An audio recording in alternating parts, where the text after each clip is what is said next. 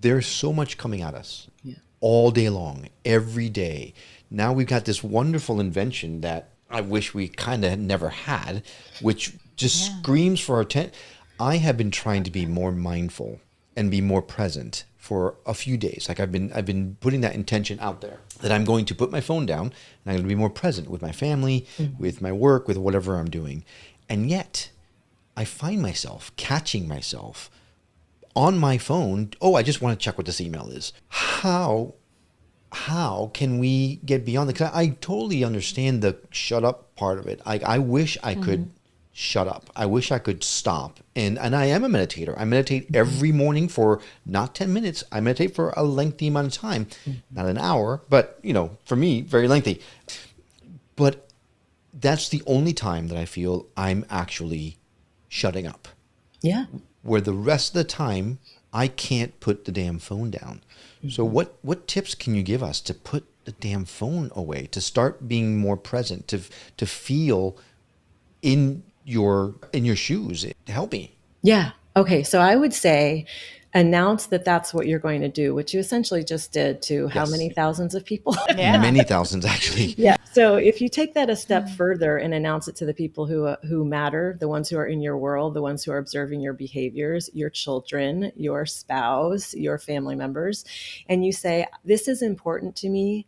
I want to be taking regular breaks from my phone, and I'm committing from 5 o'clock to 5:30 or whatever it is to have it elsewhere. Then you have a whole host of support right there that's observing and watching you. And that's just called accountability. It's a simple thing, but it's very, very effective. Right. I don't know of a more effective way. We have to actually claim for ourselves, sometimes in the presence of others, the direction we're taking, so that we can, so that reverberates, so that we can rise to that.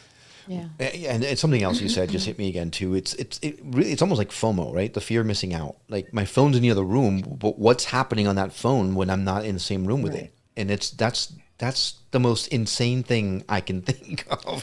And yet it's legitimately a problem for me. It's such a like an oxymoron kind of thing, because you're like, oh, you can reach people on social media, you can email and call and all this stuff and texting people and all this, and you're being social. Yet when you're in a room full of people and you're being social with your phone, you're not being social with any of the people that you're actually with, and the people that could care less. Yeah, I would even go so far as to say you're not really being social in reality, in real life. No, but I think you feel like, not you, but like I think people feel like they are. They're interacting and they're posting whatever and liking things and being part of something, and it's you're pulling yourself out of something that you actually already are part of to try to fit into something else. Wow. Yeah. Yeah. And it's causing illness in our youth, and a detriment to their social skills, because this is their experience of social. So there's very good reasons to take breaks from it, and even better reasons not to judge yourself for how easily your brain goes back to this. It's an intentional addiction that we are all subjected to. That's very true. I'm not making anyone evil here. This is being fostered though. And no, that's evil. I'm making it evil. It is evil. If they made it specifically to addict us to these things, that's pretty evil. So I'm just going to put it out there. Okay. You made that up, and I'm going with it. Yeah. Well, to your point earlier, it's man who creates these evils. It's not divine. It is greed. It is us. It is our base animal instinct that makes these things happen, and that's unfortunately taken over right now. And we need to find a way back into the divine. So yeah. I have one more suggestion for you. Oh, please, yes. Will.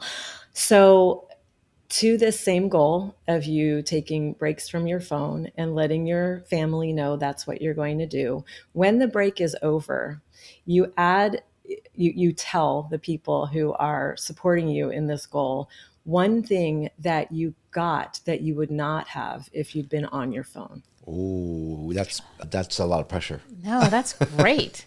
You'll see how much better it is. You're like, this happened, or we had this conversation. And I'm not talking about profound things. You could say that was the best tooth flossing I've ever done in my life because I wasn't watching the news while, or whatever. Yeah. So you bring it to the tiniest, the most mundane, and eventually those things become magical. No pressure for it to be something profound. This is the beauty of it. This is the reason why you're doing it, and you get to illuminate that with your Yeah. family.